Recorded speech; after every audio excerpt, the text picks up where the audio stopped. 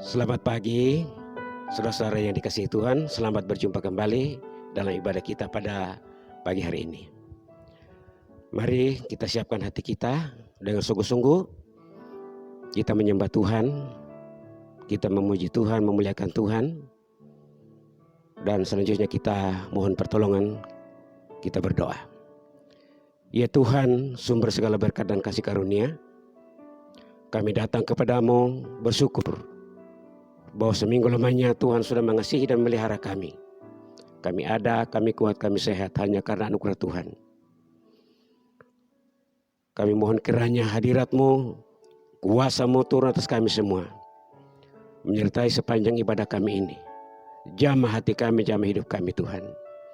Dan biarlah hadirat-Mu mengurapi kami semua, sehingga firman-Mu yang sebentar kami akan dengarkan membawa kekuatan, membawa damai sejahtera dalam kehidupan kami sebagai anak-anak Tuhan.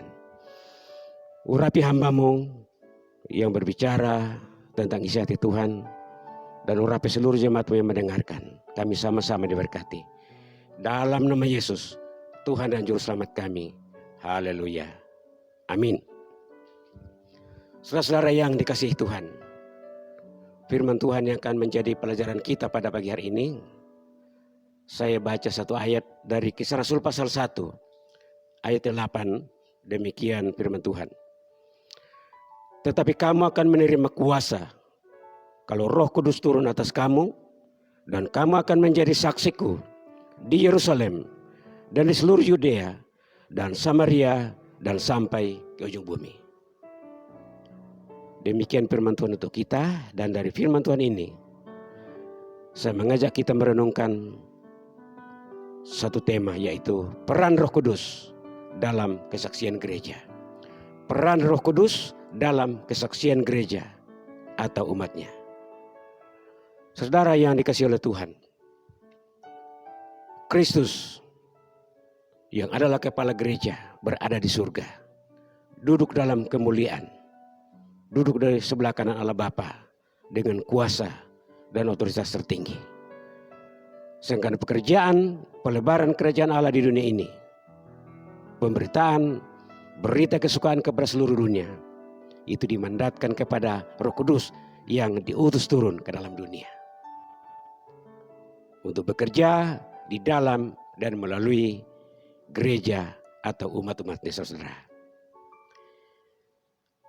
Peran Roh Kudus dalam jemaatnya, saya akan uraikan dalam tiga peran. Yang pertama, peran yang pertama adalah Roh Kudus berperan memberikan kuasa untuk bersaksi.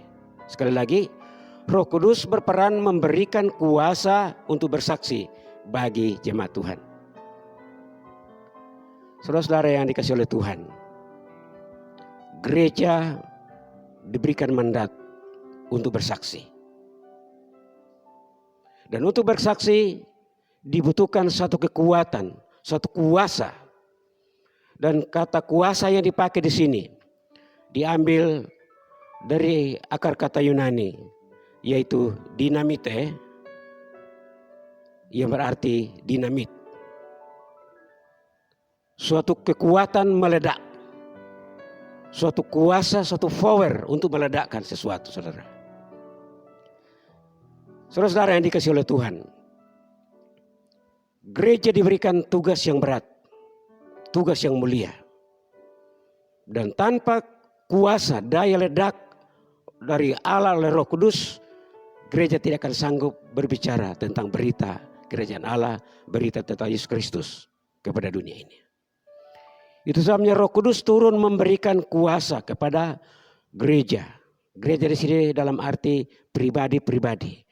Orang-orang yang percaya dan menerima Yesus sebagai Tuhan dan Juru Selamatnya, itulah ya yang disebut gereja. Gereja bukan dalam arti organisasi, tetapi adalah pribadi-pribadi, tubuh Kristus yang diikat oleh kasih Kristus untuk menjadi saksi, saudara-saudara.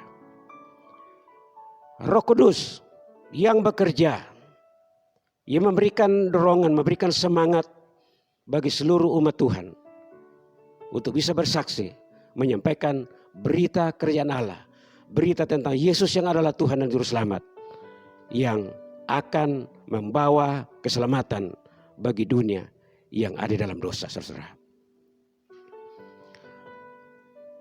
Roh Kudus memberi kuasa, memberikan daya ledak. Kenapa, saudara-saudara? Karena untuk memberitakan kabar kesukaan ini akan berhadapan dengan tantangan-tantangan yang begitu berat. Akan berhadapan dengan kelompok-kelompok yang begitu keras. Akan berhadapan dengan ajaran-ajaran kelompok Yahudi yang begitu kuat. Itu sebabnya dibutuhkan kekuatan dan kuasa dari Roh Kudus sendiri. Kata dinamit atau bahan peledak ini sudah biasa kita lihat dan dengarkan. Dimanfaatkan pada situasi-situasi tertentu. Di mana pekerjaan-pekerjaan, baik itu di aneka pertambangan, baik itu di pembuatan jalan raya dan sebagainya, di mana suatu pekerjaan yang sulit ditembus diselesaikan oleh tenaga manusia, maka dimanfaatkanlah bahan peledak ini yang namanya dinamit.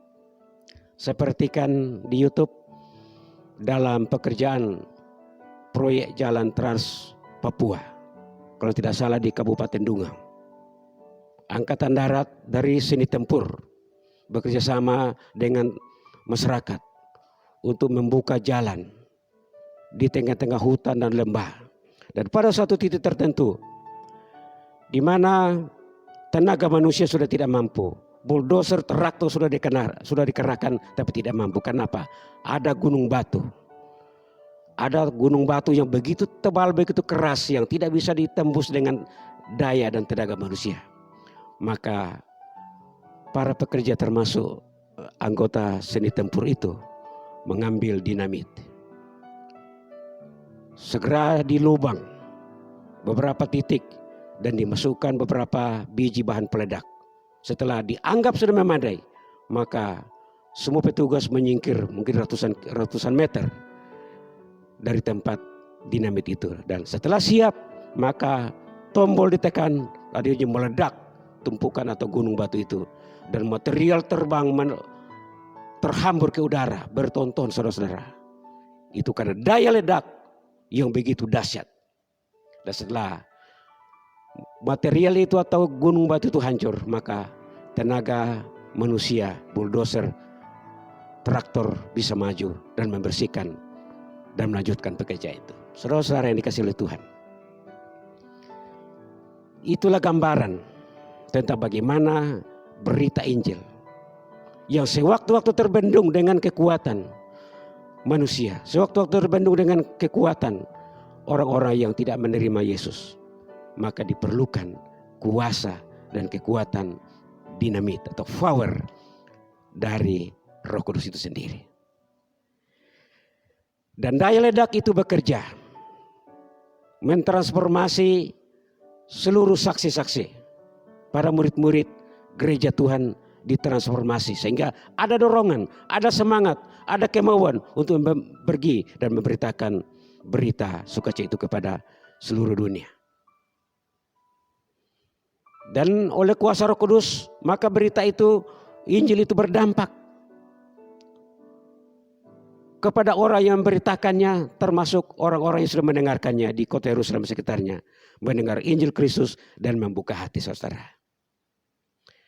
Bagi umat Tuhan, bagi murid-murid, setelah mendapatkan transformasi dan akhirnya kuasa Roh Kudus itu bekerja membaharui mereka sehingga dari sikap penakut menjadi berani, dari kondisi yang lemah menjadi kuat, dari sikap yang ragu-ragu menjadi berani, bahkan menjadi saksi yang dinamis dan militan, berdiri di depan untuk memberitakan kabar kesukaan itu, saudara. Itulah pekerjaan dari kuasa Roh Kudus, saudara. Jadi saudara, bahwa dengan kuasa Roh Kudus yang mampu menerobos pertahanan, mampu menerobos benteng-benteng kekuatan iblis, maka Injil yang disampaikan itu akan dapat tembus dan berhasil menjangkau setiap hati yang keras sekalipun. Itu yang pertama. Yang kedua, peran yang kedua Roh Kudus diutus oleh Bapa ke dalam gereja ialah untuk melengkapi gereja Tuhan dengan karunia-karunia rohani. Di dalam Efesus pasal 4 ayat 7, ayat 11 dan 12. Di sana secara garis besar dicatat oleh Paulus, ada rasul-rasul, ada nabi-nabi, ada penginjil-penginjil, ada gembala, ada pengajar. Di situ juga dalam Roma pasal 12 ayat 6 sampai 8. Di situ juga ditulis ada karunia bernubuat, karunia melayani, karunia mengajar, karunia menasihati, karunia membagi-bagikan, karunia memimpin, dan karunia kemurahan, saudara. Masih banyak lagi bentuk karunia-karunia rohani yang diperlengkapi untuk memampukan seluruh jemaat Tuhan sebagai alat kelengkapan dalam persaksian, sehingga setiap kehidupan umat Tuhan secara pribadi, secara kelompok, secara lembaga akan mampu bersaksi menyatakan kuasa Kristus, kuasa Injil di dunia ini, saudara. Roh Kudus yang dijanjikan oleh Kristus sebelum dia naik ke surga. Di dalam Yohanes 14, 15 dan 16. Ketiga pasal itu dijelaskan bagaimana Roh Kudus dijanjikan sebagai pengajar yang akan melengkapi umat Tuhan untuk saling mengajar, menyatakan kehendak Allah bagi sesama dan bagi manusia. Roh Kudus juga berperan sebagai penasihat, menasihati, mendorong dan melengkapi. Roh Kudus juga diberikan sebagai penolong, memampukan umat Tuhan, memampukan gereja untuk mendampingi gereja, mendampingi umat Tuhan untuk bersaksi dengan benar dan berhasil. Dan Roh Kudus juga mengingatkan manusia akan dosa dan kejahatan, dan mengingatkan manusia bahwa akan ada hukuman tatkala mereka hidup dalam dosa dan tidak sampai kepada pertobatan. Saudara-saudara yang kasih dalam Tuhan, Roh Kudus melengkapi jemaat sehingga jemaat dengan semangat, jemaat dengan motivasi yang tinggi dan motivasi yang benar untuk melayani, saudara. Kalau tidak ada Roh Kudus, jemaat tidak akan bersemangat. Jemaat akan berdiam diri, berada dalam zona nyaman, kenyamanan. Yang penting datang beribadah, didoakan, memberi persembahan, memberi persepuluhan. Mereka rasa sudah cukup. Tapi kalau ada Roh Kudus, dia akan mendorong, menyemangati jemaat supaya tidak cukup sampai di situ. Jemaat harus bertindak, berjuang untuk mengambil peran secara aktif, secara pribadi untuk pergi dan menyaksikan Kristus kepada dunia ini. Dan jemaat juga karena Roh Kudus akan termotivasi dan motivasinya benar. Artinya bahwa semua orang yang ingin melayani dan bersaksi dengan motivasi yang tulus, bukan karena ada sesuatu, bukan karena ada tarik ke sesuatu. Tidak. Jangan sampai ada jemaat yang terlibat setiap hari, setiap minggu ada di gereja, tetapi tujuannya lain.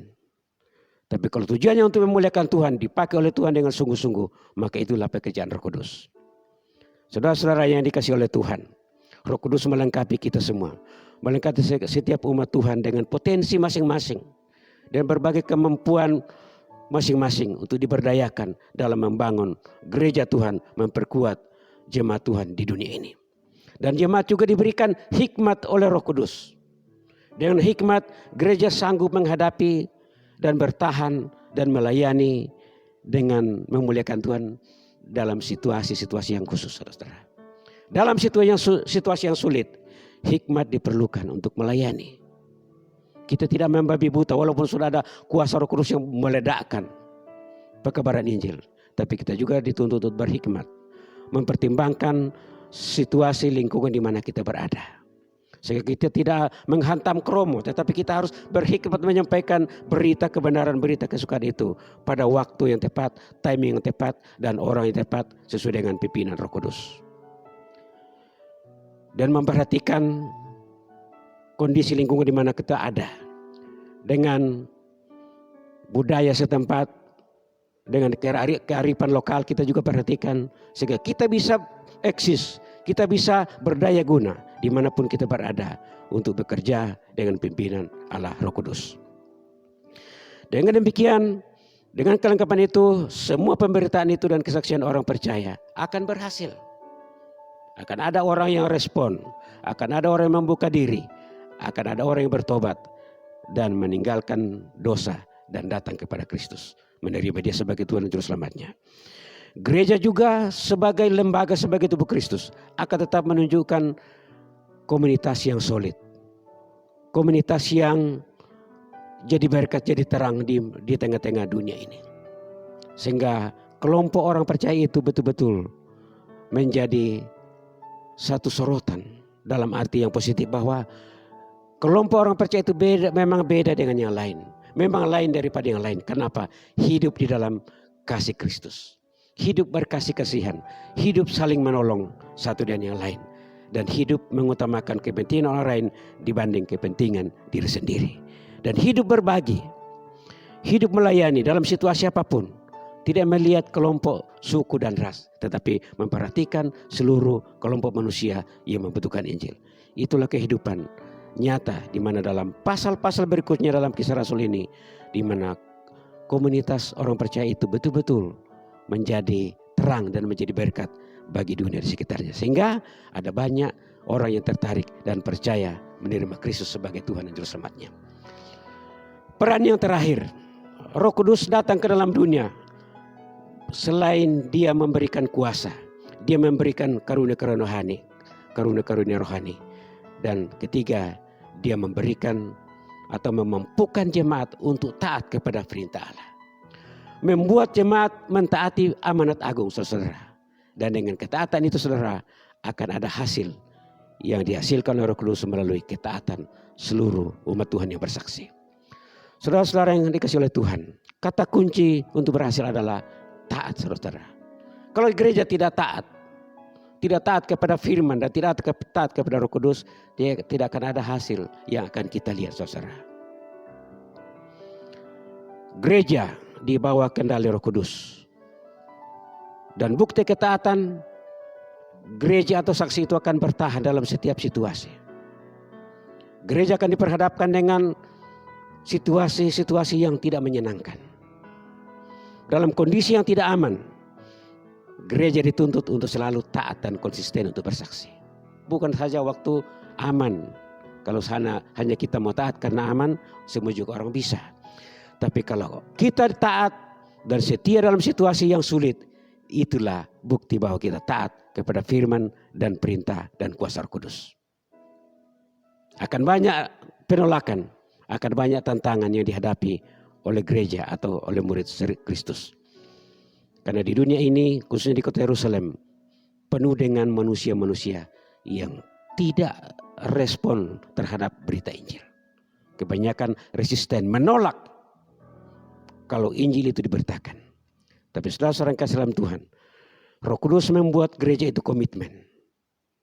Komitmen pada panggilan Allah, taat kepada perintah Allah. Sehingga apapun yang dihadapi, tantangan apapun yang mereka hadapi, mereka akan berkata, kami lebih taat kepada Allah daripada taat kepada manusia. Dan itu dibuktikan oleh rasul-rasul Petrus dan Yohanes tatkala diperhadapkan dengan kelompok orang-orang Yahudi,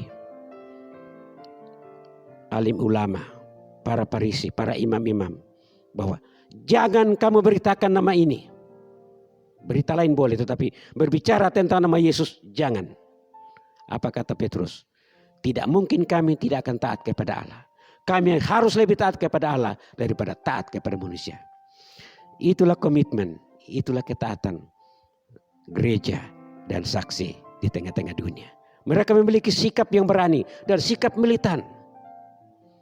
Tidak memperhitungkan hidup atau mati.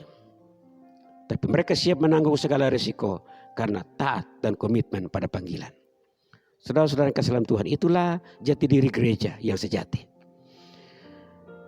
Kesaksian umat Tuhan atau gereja Tuhan memang diperintahkan, kamu akan menjadi saksi di Yerusalem. Harus dimulai dari Yerusalem. Kenapa? Karena kota Yerusalem adalah basis pertahanan musuh-musuh Kristus. Di situ basis peradaban dan keyakinan Yahudi, agama Yahudi yang begitu kuat, merupakan tembok atau benteng yang sulit ditembus. Saudara-saudara yang kasih dalam Tuhan, tapi Tuhan memerintahkan mulai dari Yerusalem. Mengapa? Karena saksi yang berhasil di Yerusalem itu merupakan barometer keberhasilan untuk saksi di luar Yerusalem. Dan kalau boleh saya katakan, itu saksi yang berhasil di kota Yerusalem itu merupakan pilot project untuk bisa berhasil di kota-kota lain, di Samaria, di seluruh Yudea Samaria, dan sampai ke ujung dunia. Diperintahkan mulai dari Yerusalem, tidak diperintahkan mulai dari Samaria dulu. Karena di Yerusalemlah tantangan terberat. Sekali lagi, karena di situ pusat peradaban keyakinan agama Yahudi yang tidak mudah dimasuki oleh sekte-sekte lain atau ajaran-ajaran lain. Tapi kalau Roh Kudus bekerja, tidak ada benteng, tidak ada gunung batu yang tidak bisa dihancurkan. Dan terbukti saudara, tatkala Injil diberitakan dengan kuasa Roh Kudus, sebagian, walaupun tidak semua, tetapi masyarakat Yahudi, bahkan ada para tokoh-tokoh Yahudi yang memberikan respon, membuka hati dan menerima Yesus Kristus sebagai Tuhan dan Juru Selamatnya. Dalam Kisah Rasul pasal 2 ayat 36 sampai 41, khususnya dalam 41, bahwa tatkala Petrus berkhotbah pada hari Pentakosta, Roh Kudus bekerja dan kuasa menyertai Petrus dalam pemberitaan Injil. Dan satu kali dia berkhotbah, 3.000 orang merespon dan percaya menerima Yesus menjadi Tuhan dan Juru Selamat. Itu hasil yang spektakuler. Karena apa? Itu bukan karena kegagahan Petrus, itu bukan karena kehebatan dia berorasi, tetapi karena kuasa Roh Kudus yang menghancur leburkan hati orang yang mendengarkan, sehingga Injil diterima dan diresponi dengan baik. Saudara yang kasih dalam Tuhan. Dan dalam pasal-pasal berikutnya, Kisah Rasul 2 sampai pasal 45, kita melihat bagaimana progres pekabaran Injil, di mana kuasa itu nyata dalam setiap kesaksian dan pemberitaan Injil. Baik itu secara pribadi, baik itu melalui rasul-rasul dan melalui orang percaya lainnya, berbuahkan pertobatan bagi orang-orang lain.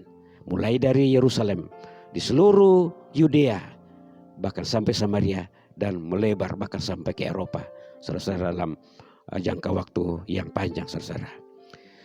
Saudara-saudara yang dikasihi Tuhan, itulah 3 peran utama yang diberikan oleh Roh Kudus bagi gereja.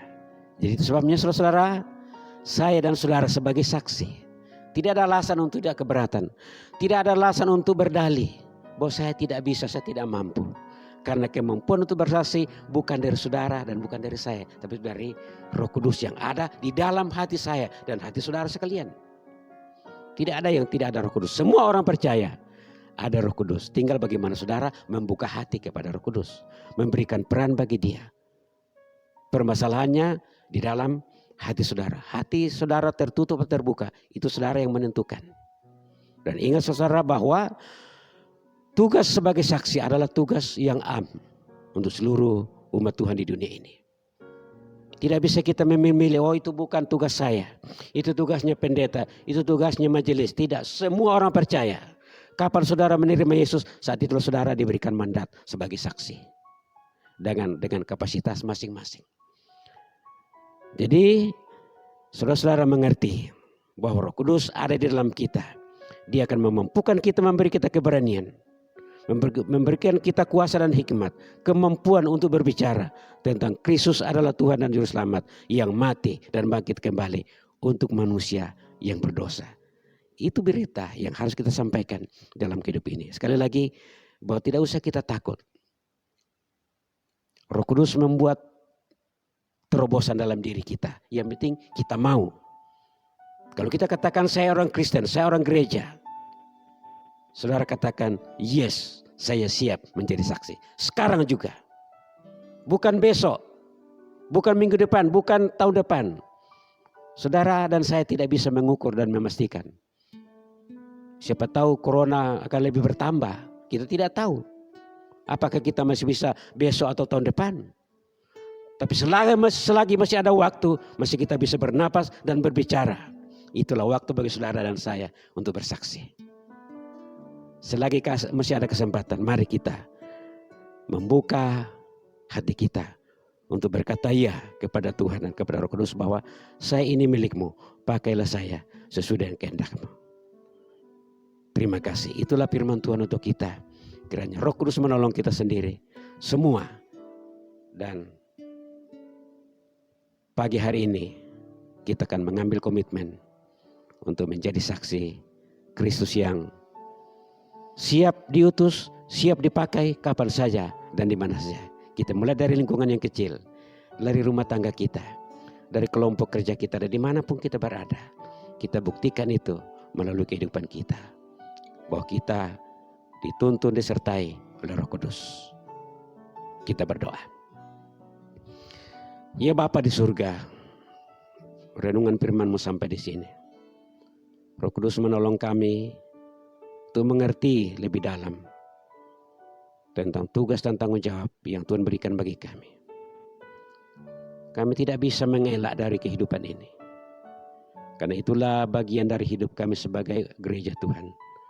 Untuk bersaksi, untuk pergi, untuk memberitakan tentang kasih Yesus kepada dunia ini. Tuntun kami semua, ajar kami semua, agar kami tidak membiasakan diri untuk berdiam diri, untuk menjadi penonton. Mungkin kami berkata, biarlah harta saya yang mendukung, biarlah orang lain yang pergi saya yang mensponsori. Itu hanya salah satu bagian kecil. Tapi bagian yang terbesar yang ditugaskan bagi saudara dan saya adalah hati kita, hidup kita, diri kita seutuhnya untuk pergi menjadi saksi. Terima kasih Tuhan. Berkati kami semua yang hadir dalam persekutuan ini, yang mendengarkan firman ini Tuhan. Teguhkan kami semua. Dan hari-hari yang kami dapat hadapi ke depan, kami tidak tahu sampai kapan kami hidup di dunia ini. Tapi inilah waktu yang terbaik. Inilah kesempatan yang terindah bagi kami, di mana kami mau menjadi saksi Tuhan. Terima kasih. Berkati seluruh jemaat-Mu dalam rumah tangga, dalam pekerjaan masing-masing, dalam pergumulan-pergumulan hidup. Ada masalah-masalah kehidupan, ada tantangan kehidupan, tantangan dalam pekerjaan, tantangan ekonomi, dan sebagainya. Kami percaya bahwa Tuhan menyertai kami, Tuhan memelihara kami. Terima kasih Tuhan. Kami mohon kiranya berkat dan kasih karunia dari Tuhan kami Yesus Kristus, kasih yang kekal dari Allah Bapa, pimpinan dan penguatan Roh Kudus akan menyertai kami hari ini sampai Maranatha, Kristus datang melantik salah-salahnya. Haleluya. Amin. Selamat siang Bapak Ibu Saudara yang dikasihi Tuhan. Tetap setia, tetap di rumah, taati aturan pemerintah. Sampai jumpa minggu depan. Tuhan memberkati kita. Selamat siang. Oleh anugerah-Mu